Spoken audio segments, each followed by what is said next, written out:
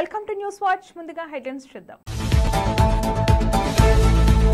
ప్రజలతో పవన్ ముఖాముఖి. 85,000 కోట్లతో క్రూడ్ ఆయిల్ రవాణా, నౌకల కొనుగోలు. పాక్ ప్రధాని షహబాజ్ షరీఫ్ పూర్వీకులు కాశ్మీరీ పండితులు. బ్రిటిష్ రచయిత పుస్తకంలో ఆసక్తికర విషయాలు.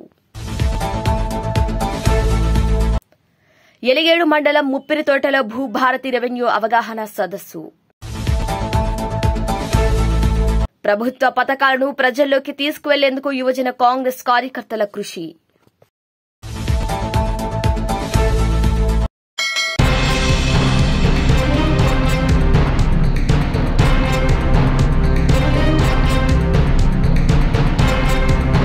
పెద్దపల్లి జిల్లా ధర్మారం మండల కేంద్రంలోని కాంగ్రెస్ పార్టీ కార్యాలయంలో ప్రభుత్వ విప్ అడ్లూరి లక్ష్మణ్ కుమార్ విలేకరుల సమావేశం నిర్వహించారు. ఈ సందర్భంగా వారు మాట్లాడుతూ మాజీ మంత్రి కొప్పుల ఈశ్వర్ నీతోటి ఉన్న మాజీ మంత్రులు వారి నియోజకవర్గంలో సిద్దిపేట, సిరిసిల్ల ఏ విధంగా అభివృద్ది చేశావు, నీవు మంత్రిగా ఉండి ధర్మపురి నియోజకవర్గాన్ని ఏం అభివృద్ది చేశావో చెప్పాలని సిద్దిపేట, సిరిసిల్లకు వెళ్లి చూద్దాం, అక్కడ అభివృద్ది ఎలా జరిగిందో, బస్సులు కూడా మేమే పెడతామని అడ్లూరి అన్నారు.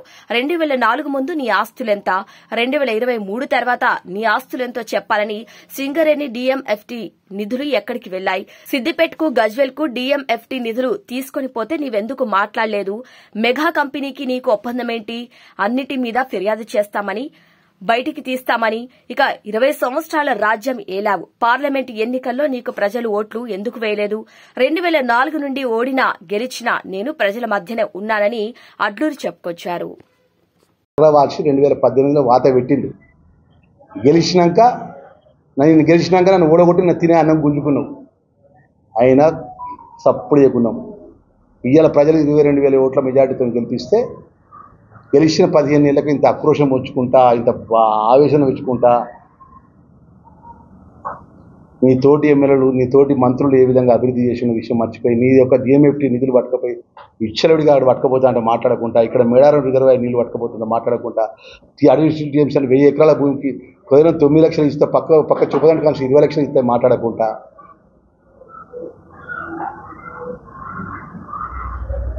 నీ ఆస్తులు 2004 ముందు ఎంత, 2023 తర్వాత నీ ఆస్తులు ఎట్లకెళ్ళి వచ్చినాయి ఆస్తులు? హైదరాబాద్లో ఇల్లు బాగా అన్నీ కూడా మొత్తం రాతపూర్వకంగా ప్రభుత్వానికి నివేదికిస్తా, దాని మీద ఎంక్వైరీ జరుగుతుంది, వాస్తవాలు బయటపడతాయి, తెలుస్తుంది. మన సింగరేణి కాలేజీకి సంబంధించిన DMFT నిధులు ఎక్కడికి పోయినాయి? నీకు సొయ్యి ఉన్నదా? నీకు సిద్దిపేట 1,500 కోట్ల రూపాయలు పట్టుకుపోతాడా శ్రీ హరీష్ రావు? 2,000 కోట్ల రూపాయలు మన గజ్వేల్ పట్టుకుపోతాడా ముఖ్యమంత్రి? నువ్వు మాట్లాడవా? నువ్వు ఈ జిల్లాకు మంత్రిని, ఈ రాష్ట్రానికి మంత్రి, సాంఘిక సంక్షేమ మంత్రి, మైనార్టీ మంత్రిని, సీనియర్ లీడర్ను, నా DMFTకి సంబంధించిన నిధులు ఏదైతున్నాయో, సింగరేణి కాలేజ్ సెస్ నిధులు ఏదైతున్నాయో, నా జిల్లాకు చెందాల్సిన నిధులు నువ్వు నాకు ఇవ్వకుండా నా ప్రాంతానికి ఎట్లా పట్టుకోపోతావు? హరీష్ రావు ఎట్లా పట్టుకోపోతావు? KTR ఎట్లా పట్టుకోపోతా ముఖ్యమంత్రి గారని చెప్పి నువ్వు అడగవా? నిలదీయవా? సరే నువ్వు పట్టుకో, 1,000 మంది పట్టుకోపో, 12 మంది నాకు ఇవ్వని అడగవా? నా నీళ్లు మేడారకాలు పట్టుకోపోతాను, నువ్వు ఇక్కడ వచ్చి గెస్ట్ హౌస్ రాత్రి వచ్చి వండుకుంటాను, నాకు 50% నాకు 50% నీళ్ళు పట్టుకోపోను, అడ్డం తిరిగావా? 3వ TMC దగ్గర 1000 ఎకరాల భూమి తీసుకుంటాను, పక్కన ఉన్నటువంటి ఏవైతే చొప్పదండిలో 20 లక్షల ఎకరం ఇస్తాను, నువ్వు 7.5-8 లక్షల ఎకరం నువ్వు ఎందుకు ఇప్పించినావు? మెగా కంపెనీ నీకున్న లోపాయికార ఒప్పందం ఏంది? ఎందుకు రిజిస్ట్రేషన్ వాల్యుయేషన్ అప్గ్రేడ్ చేపించి ఎందుకు 20 లక్షల ఎకరం ఇప్పించాలి? నువ్వు పెద్ద చెరువు కట్టను నందిమల చెరువు కట్ట దగ్గరికి ఎందుకు చేసినావు? నువ్వు అన్నీ కూడా ఒకదాని ఒకటి మొత్తం కూడా అన్ని కూడా ప్రభుత్వంలో ఉన్నటువంటి చట్టపరంగా అన్నిటిగా ఫిర్యాదు చేస్తా. ఇప్పటివరకు నీకు పేపర్ మీద పెట్టలే, ఇప్పుడు పేపర్ మీద పెడతా. ప్రజల కోసమైనా కష్టం ఉంటే, ప్రజల కోసం ఏంటంటే ధర్నా చేయమని ప్రధాన ప్రతిపక్షగా మేము స్వీకరిస్తాం.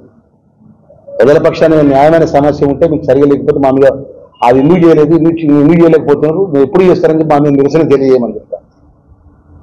మీ దగ్గర కార్యకర్తలు ఎగేసి ఏది పడుతుంది వ్యక్తిగతంగా దూషణలు చేస్తే, ఇవాళ మేము ఇక్కడ నుంచి ఉన్న వాళ్ళు మాట్లాడి మొదలు పెడితే నువ్వు రాత్రిపూట ఇంత గడ్డి మంది తీసుకొని తాగుతావు, అన్ని మాటలు మాట్లాడతారు. గడ్డి మంది రాత్రిపూట తెప్పించుకురావు, దాని మందు రాత్రి ఆ పెగులు వేసుకుంటూ అవుతున్నావు. అని అట్లా మాట్లాడు, ఆ సంస్కారం లేదు కాదు. ఈశ్వర్ ఇప్పటికైనా జర బుద్ధి తెచ్చుకో, ఏది పడితే అదే మాట్లాడకు. కానీ 25 సంవత్సరాలు కానీ అప్పుడు మాకు మాట్లాడప్పుడు అప్పుడు మాట్లాడదాం, నువ్వు నేను ఇద్దరు మాట్లాడదాం. సబ్జెక్ట్ అభివృద్ధి మీద మాట్లాడు. నువ్వు 20 సంవత్సరాలు రాజ్యం వెళ్ళావు కదా, రేపు 3 సంవత్సరాల తర్వాత కూర్చున్నాను.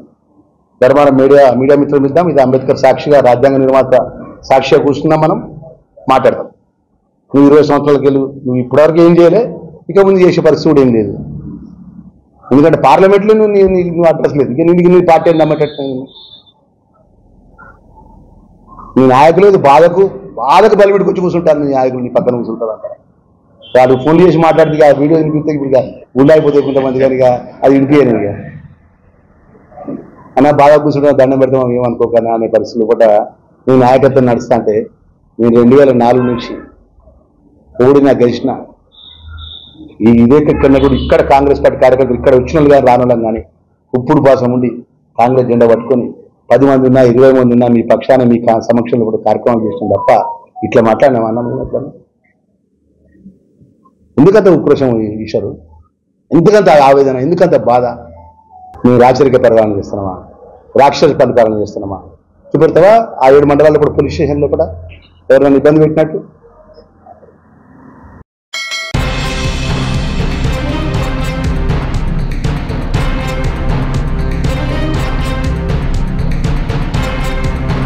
జ్యోతి మల్హోత్రాది హర్యానాలోని హిసార్.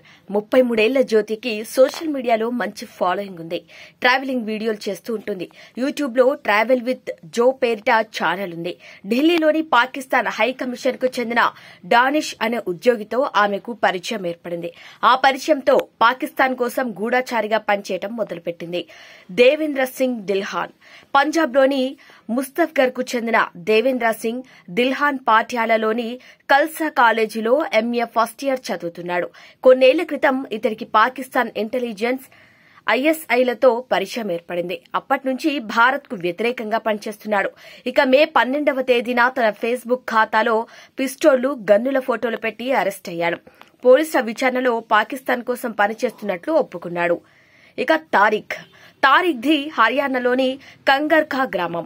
పాకిస్తాన్ కోసం గూఢాచార్యం చేస్తున్నాడన్న కారణంతో హర్యానా పోలీసులు, కేంద్ర నిఘా వర్గాలు సంయుక్తంగా కలిసి అతన్ని అదుపులోకి తీసుకున్నాయి. తర్వాత అర్మన్. ఇతడు 23 ఏళ్ల అర్మన్ భారత్ పాకిస్తాన్ యుద్ద సమయంలో భారతదేశానికి సంబంధించిన విషయాలను పాకిస్తాన్ కు చేరవేశాడు. హర్యానాలోని నోహ్లో ఇతన్ని అరెస్టు చేశారు. నౌమన్ ఇల్లాహి. 24 ఏళ్ల ఈ నౌమన్ ఉత్తరప్రదేశ్లోని కైరానా, నౌమాన్ హర్యానాలోని సెక్యూరిటీ గార్డ్ గా పనిచేస్తున్నాడు. ఇతడు పాకిస్తాన్ ఐఎస్ఐతో సంబంధం పెట్టుకున్నాడు. పాకిస్తాన్ కు సమాచారం అందించిన ప్రతిసారి డబ్బులొచ్చేవి. అవి అతడి బావమరిది అకౌంట్లో పడేవి. తర్వాత షహజాద్. ఇతడు ఉత్తరప్రదేశ్లోని మోరాబాద్ కు చెందిన షహజాద్ పాకిస్తాన్, భారత్ సరిహద్దు ప్రాంతాల్లో వస్తువుల్ని అక్రమ రవాణా చేస్తుంటాడు. పాకిస్తాన్ ఇంటెలిజెన్స్ ఏజెన్సీతో సంబంధం పెట్టుకున్నాడు. నిన్న కూడా దేశానికి సంబంధించిన సమాచారాన్ని పాకిస్తాన్ కు చేరవేశాడు. దీంతో ఉత్తరప్రదేశ్ యాంటీ టెర్రరిజం స్క్వాడ్ అతన్ని అరెస్ట్ చేసింది. మహ్మద్ ముర్తాజా అలీ. ఇతడు పాకిస్తాన్ కు చెందిన ఐఎస్ఐతో కలిసి పనిచేస్తున్నాడు.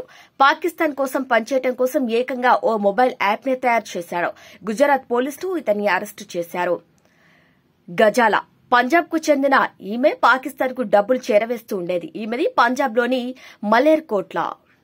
యామిన్ మహమ్మద్. ఇతడు పాకిస్తాన్ ఇతన్ని విభిన్నమైన పనులు చేయడానికి ఎంపిక చేసుకుంది. ఈ విషయం తెలుసుకున్న పంజాబ్ పోలీసులు తాజాగా అరెస్ట్ చేశారు. ఇక సుఖ్ప్రీత్ సింగ్. పంజాబ్లోని గురుదాస్పూర్ కు చెందిన సుఖ్ప్రీత్ సింగ్ ను పాకిస్తాన్ కోసం గూఢాచారిగా పనిచేస్తున్నట్లు గుర్తించారు. పంజాబ్ పోలీసులు ఇతన్ని అరెస్ట్ చేశారు. ఇక కరణ్బీర్ సింగ్. ఇతడు పంజాబ్ కు చెందినవాడిగా గుర్తించారు. ఇక ఐఎస్ఐ తోటే సంబంధాలున్నాయి. ఇతడు భారత ఆర్మీకి చెందిన కీలక సమాచారాన్ని ఐఎస్ఐకి చేరవేసినట్లు తేలింది. పంజాబ్ పోలీసులు గురుదాస్పూర్లో ఇతన్ని అరెస్ట్ చేశారు.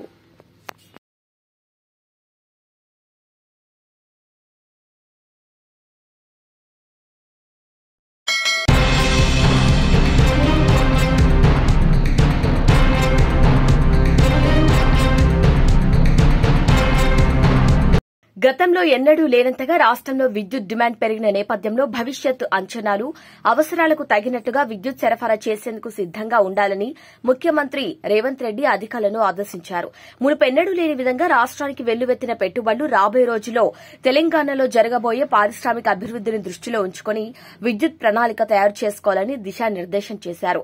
ముఖ్యమంత్రి జూబ్లీహిల్స్ నివాసంలో ఉప ముఖ్యమంత్రి మల్లు భట్టి విక్రమార్కతో కలిసి ఇంధన శాఖ ఉన్నతాధికారులతో పరిస్థితిని సమీక్షించారు.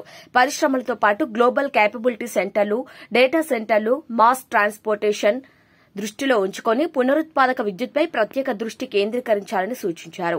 ఇక రానున్న రోజుల్లో విద్యుత్ అవసరాలను ముందస్తుగా అంచనా వేసి రోడ్ మ్యాప్ సిద్దం చేసుకోవాలని సూచించారు. రాష్టంలో ప్రభుత్వం చేపట్టిన అభివృద్ది పనులు, ప్రతిష్టాత్మక ప్రాజెక్టుల వల్ల వచ్చే 3 ఏళ్లలో విద్యుత్ డిమాండ్ పెరుగుతుందని అధికారులను అప్రమత్తం చేశారు.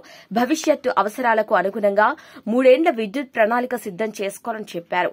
ఇక గత ఏడాదితో పోలిస్తే విద్యుత్ డిమాండ్ 9.8% పెరిగింది. గతంలో ఎన్నడూ లేని విధంగా రికార్డు స్థాయిలో ఈ సంవత్సరం విద్యుత్ డిమాండ్ పెరిగింది. అయినప్పటికీ అంతరాయం లేకుండా నాణ్యమైన విద్యుత్ను అందించడంలో రాష్ట ప్రభుత్వం ఆదర్శంగా నిలిచిందని అన్నారు. ఈ ఏడాది విద్యుత్ డిమాండ్ అత్యధికంగా 17,162 మెగావాట్లకు చేరుకుంది. ఈ డిమాండ్ 2025-26లో 18,138 మెగావాట్లు, 2034-35 నాటికి 31,808 మెగావాట్లకు పెరుగుతుందని, ఆ మేరకు అవసరాలు, అంచనాలు అధికారులు ఈ సందర్భంగా ముఖ్యమంత్రికి నివేదించారు. ప్రధానంగా క్లీన్ ఎనర్జీ పంప్డ్ స్టోరేజేషన్ పై దృష్టి సారించాలని ముఖ్యమంత్రి చెప్పారు. ఫ్లోటింగ్ సోలార్ విద్యుత్ ఉత్పత్తికి ఉన్న అన్ని అవకాశాలను సద్వినియోగం చేసుకోవాలి. కొత్తగా అమల్లోకి తెచ్చిన క్లీన్ అండ్ గ్రీన్ ఎనర్జీ పాలసీపై దృష్టి సారించాలని పేర్కొన్నారు.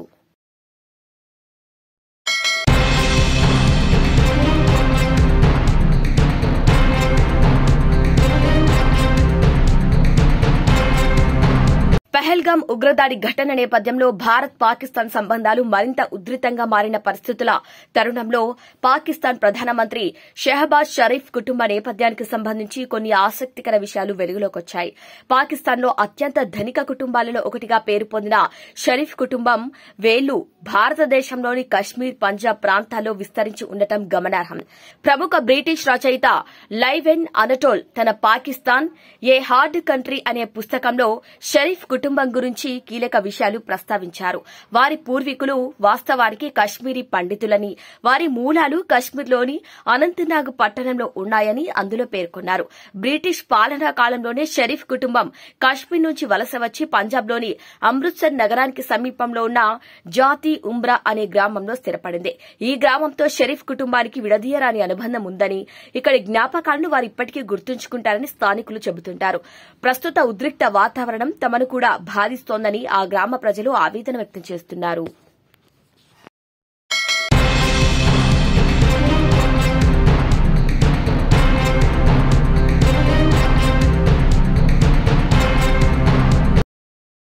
ప్రభుత్వ పథకాలను ప్రజల్లోకి తీసుకెళ్లేందుకు పార్టీ అభివృద్దికి సైనికులుగా పనిచేయాలని దేవరకొండ ఎమ్మెల్యే నేనావత్ బాలునాయక్ యువజన కాంగ్రెస్ కార్యకర్తలకు సోషల్ మీడియా సోల్జర్స్ కు సూచించారు.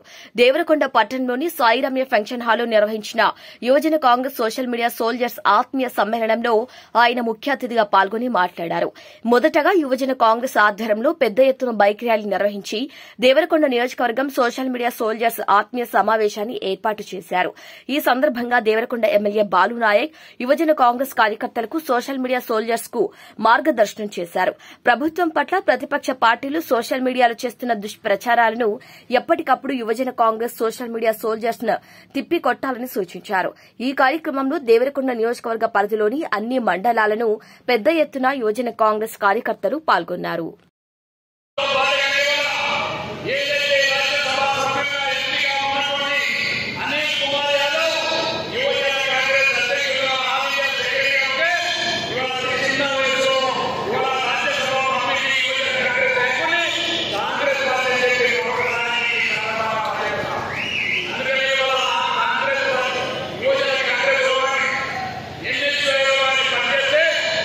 అది మన గొప్ప అవకాశంగా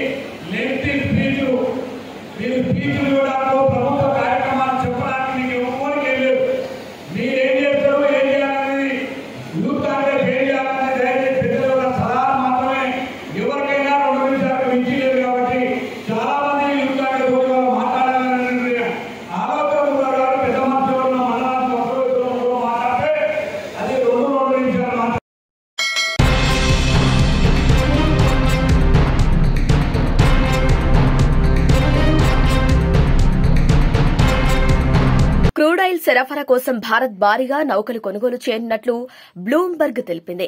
85,000 కోట్లకు పైగా వ్యయంతో 112 నౌకలు కొనుగోలు చేయాలని నిర్ణయించింది.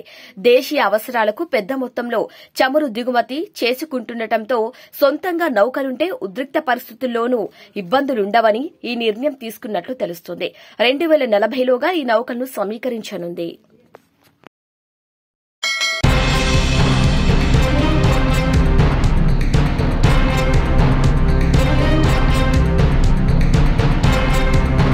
ప్రజా సమస్యల పరిష్కారానికి డిప్యూటీ సీఎం పవన్ కళ్యాణ్ వినూత్న కార్యక్రమానికి శ్రీకారం చుట్టారు.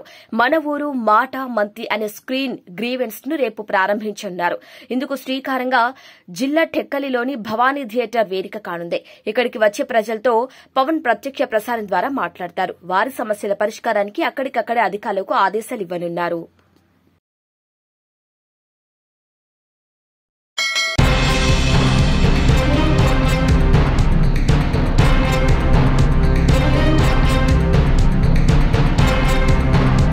ఈ కార్యక్రమంలో రెవెన్యూ శాఖ మంత్రి పొంగిలేటి శ్రీనివాసరెడ్డి, ఐటీ శాఖ మంత్రి దుద్దిల శ్రీధర్ బాబు, ఎమ్మెల్యే విజయ రమణారావు, రాజ్ ఠాకూర్, మక్కాన్ సింగ్, జిల్లా కలెక్టర్ కోయ శ్రీహర్ష తదితరులు పాల్గొన్నారు. ఇక మంత్రి శ్రీధర్ బాబు ఆపరేషన్ సింధూర్ కార్యక్రమంలో రాహుల్ గాంధీ నేతృత్వంలో కాంగ్రెస్ పార్టీ మోదీకి మద్దతిచ్చింది. ఇక ఎన్నికల హామీలో భాగంగా ధరణి స్థానంలో భూభారతి రెవెన్యూ చట్టం తీసుకొచ్చామని అన్నారు. ఇక రాష్ట నిధుల లేమితో సతమతమవుతున్న ఆర్థిక వ్యవస్థను దారిలో పెడుతున్నామంటూ చెప్పుకొచ్చారు. ఇక భూ సమస్యల శాశ్వత పరిష్కారానికి కొత్తగా భూభారతి చట్టం తీసుకొచ్చాం. జూన్ 2వ తేదీన రాష్ట వ్యాప్తంగా భూముల సర్వేలు ప్రారంభమవుతాయి. ఇందుకోసం 6,000 మంది సర్వేయర్లను కొత్తగా నియమిస్తున్నాం. ఆగస్టు 15 నాటికి రాష్టంలో ప్రతి సర్వే నెంబర్కు తెలిపేలా భూములకు భూదార్ కార్డులిస్తాం. భూ సమస్యల పరిష్కారం కోసం అధికారులు గ్రామాల్లోకి వచ్చి సమస్యలు పరిష్కరిస్తారు. భూ సమస్యల పరిష్కారంలో పేదవారికి ఇబ్బంది పెట్టకుండా రెవెన్యూ అధికారులు పనిచేయాలి. రాబోయే రోజుల్లో ప్రతి నిరుపేదకు కాంగ్రెస్ ప్రభుత్వం ఇందిరమ్మ ఇల్లు ఇస్తుంది. భూభారతి చట్టం తీసుకురావడం జరిగింది. ఆ క్రమంలో ఆనాడున్న మన రెవెన్యూ సదస్సు 10 సంవత్సరాల కాలం మార్చిపోయినాం. చిన్న చిన్న సమస్యలు ఆ రోజు రెవెన్యూ సదస్సులో సమస్య పరిష్కారం అవుతుండే. ఇక్కడ ఉన్న మా ఆర్డీఓ గారు, మా కలెక్టర్ గారు, ఎంఆర్ఓ గారు వచ్చి చిన్న చిన్న సమస్యలు పరిష్కారం దానికి ఆస్కారం లేకుండా చేసింది ధరణి. రెవెన్యూ సదస్సులు లేవు. ఈ రోజు రెవెన్యూ సదస్సులో భాగంగా అడుగులు వేస్తామని ముందుకొచ్చి స్వయానా రెవెన్యూ మంత్రి గారే ఇలాంటి మన ఉప్పరి తోట గ్రామానికి సంబంధించి ఈ ఊరికి వచ్చి నేరుగా ఈరోజు ప్రజలతోని మాట్లాడి సమస్య పరిష్కారం చేయాలి, ఏమైనా ఉంటాని తెలియజేయడానికి రేపు రాబోయే కాలంలో సులువుగా రెవెన్యూ వ్యవస్థ ఉండాలి. అవినీతి ఎక్కడ కూడా ఉండదు. మీరు మండలానికి సంబంధించి రెవెన్యూ ఆఫీస్ పోయినా అక్కడ రూపాయి ఖర్చు లేకుండా మీ భూమి పత్రాలకు సంబంధించి కానీ, మీ రిజిస్ట్రేషన్ కు సంబంధించి కానీ మీ హక్కుగా మీ హక్కుగా ఈ ప్రభుత్వం ఇచ్చిన హక్కుగా మీరు ఒక్క రూపాయి ఖర్చు లేకుండా మీకు న్యాయపరంగా ఉన్న భూమిని కాపాడే ప్రయత్నంలోనే ఈరోజు శ్రీనివాస్ రెడ్డి గారి ఆధ్వర్యంలో భూభారతి చట్టం తీసుకురావడం జరిగింది. ఒకటి అవగాహన కల్పించడానికి, ఈ సదస్సుల ద్వారా ఉన్న చిన్న సమస్యలను పరిష్కారం చేయడానికి కానీ, ఇక్కడున్న రెవెన్యూ యంత్రాంగానికి సంబంధించి మొత్తం రెవెన్యూ యంత్రాంగాన్ని దొంగలుగా చిత్రించి ఇచ్చిన ఆనాటి ప్రభుత్వానికి సంబంధించిన వ్యవస్థకు సంబంధించిన అంశం విషయంలో కానీ ఈరోజు రెవెన్యూ వ్యవస్థ పటిష్టంగా పనిచేస్తూ ఇబ్బంది లేకుండా మరి భూములకు సంబంధించిన అంశం విషయంలో ముందుకు తీసుకెళ్లే ప్రయత్న భావంలోనే మరి మన రెవెన్యూ మంత్రి గారు మన ప్రాంతానికి రావటం జరిగింది. దానితో పాటు వారికి ఈరోజు వారి ఆధ్వర్యంలో మరి 10 సంవత్సరాల కాలం తర్వాత ఆ రోజు ఇంద్రమ్మ ఇల్లు ఇస్తామని చెప్పి మొత్తం 119 నియోజకవర్గాల్లో ప్రతి నియోజకవర్గానికి 3500 ఇల్లు శాంక్షన్ చేయించడం జరిగింది. మరి రెవెన్యూ మంత్రి, హౌసింగ్ మంత్రి శ్రీనివాస్ రెడ్డి గారు పేదలకు ఇల్లు ఇవ్వాలి, ఇల్లు లేని నిరుపేదలకు ఇల్లు ఇవ్వాలి. మొదటి దఫగా ఇళ్ల స్థలం ఉండి ఇల్లు లేని వారికి ఇవ్వాలని, ఆ పేదవాడిని గుర్తించాలని, రాజకీయాలు లేకుండా నేరుగా మీరు రేపొద్దున విజయరామారావు గారు ఇచ్చిన లిస్ట్ లో ఈరోజు విజయరామారావు గారు కలెక్టర్ గారికి సమర్పిస్తే మొత్తం పూర్తి స్థాయిలో విచారణ జరిపి ఇల్లు లేని నిరుపేదకి ఇచ్చే కార్యక్రమాన్ని మరి శ్రీనివాస్ రెడ్డి గారి ఆధ్వర్యంలో మేము కానీ విజయరామారావు గారు కానీ ఇల్లు లేని నిరుపేదలకు ఇచ్చే కార్యాచరణ మొట్టమొదటిసారి ఈరోజు మన తెలంగాణ రాష్ట్రం ఏర్పడ్డ తర్వాత పేదవారికి ఇల్లు ఇచ్చే కార్యక్రమం చేస్తున్నాం. ఇంకా 2-3 ప్రధానమైన అంశాలు ఉన్నాయి. ఆర్థిక వ్యవస్థను గాడిలో పెడతా ఉన్నాం. ప్రజలకు ఇచ్చిన మాటను ప్రతి ఒక్కటి కూడా నిలబెట్టుకునే ప్రయత్నంలో ముఖ్యమంత్రి గారు కానీ మా సహచర మంత్రివర్గ సోదరులే కానీ ఈరోజు ముందుకు నడుస్తా ఉన్నాం. మీరందరి ఆశీర్వాదంతో మీరిచ్చిన తీర్పులో బాధ్యత భాగంలో ముందుకు తీసుకెళ్లే ఒక కార్యాచరణ తీసుకెళ్లాలని ప్రయత్నం చేస్తా ఉన్నాం. మీ అందరి ఆశీర్వాదం